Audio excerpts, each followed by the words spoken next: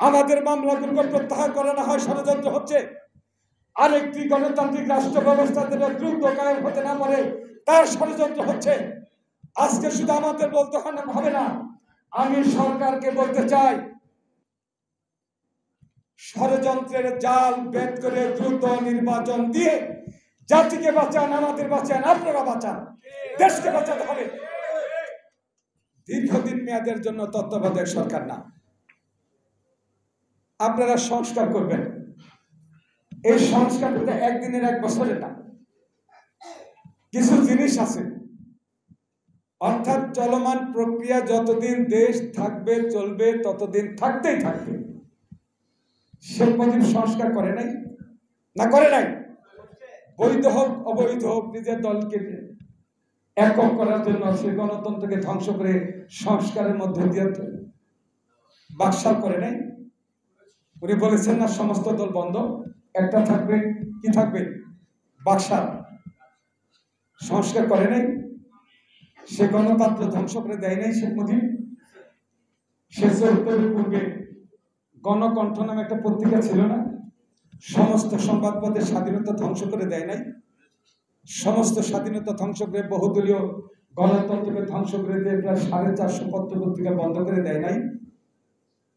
তার আমলে প্রায় ৪০,০০০ মায়ের বংশ কংগ্রেস শিক্ষা সহ মারা যায় নাই, খুন হয় নাই। তারই তো কন্যা শেখ হাসিনা। বাবার ধারাবাহিকতা সে তো করবে, রক্ত ব্লাড, বাবারই কথা বলে, মায়েরই কথা বলে, এটি তো সত্য। এটা থাকে, মায়ের বাবার চরিত্র ছেলে মেয়েদের মধ্যে থাকবে বিদ্যমান, এটাই কিন্তু চিরাচরিত একটা নিয়ম এবং এটা সকলে বোঝে। দেশের শেখ হাসিনার সময় আমাদের ইলিয়াস আলী সহ দেখেন টিপাই বাদ, সেখানে আন্দোলন হচ্ছে, ইলিয়াস সেখানে এবং সিলেটবাসী খুশি উঠেছিল। সেই আন্দোলনকে ধ্বংস করে দেওয়ার জন্য, অর্থাৎ দেশের সপক্ষে কথা বলতে গিয়ে ইলিয়াস আলীকে খুন করে প্রায় আমাদের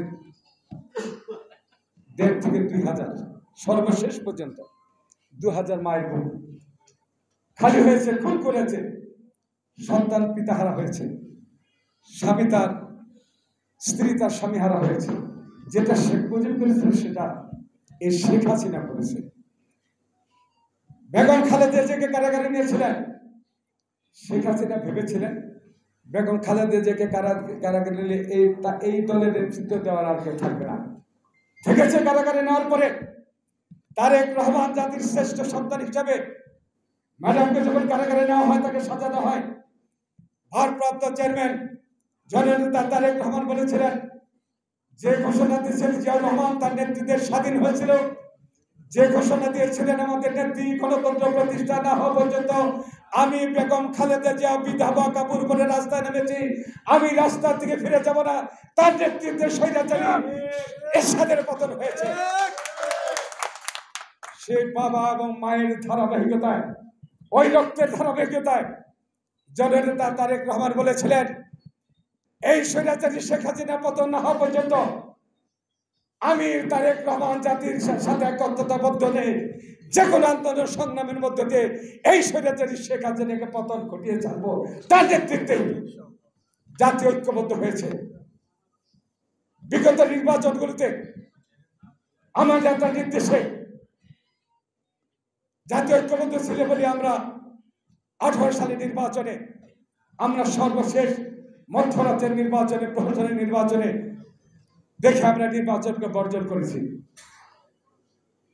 এই 7 তারিখে 7ই জানুয়ারি নির্বাচন গেল, জননেতা তারেক রহমান বলেছেন, আর রক্ত ছড়িয়ে না, আর জনরোষ ঘটিয়ে না, আর গণ আন্দোলনের মধ্য দিয়ে আমরা এই নির্বাচনকে প্রতিহত করতে চাই না।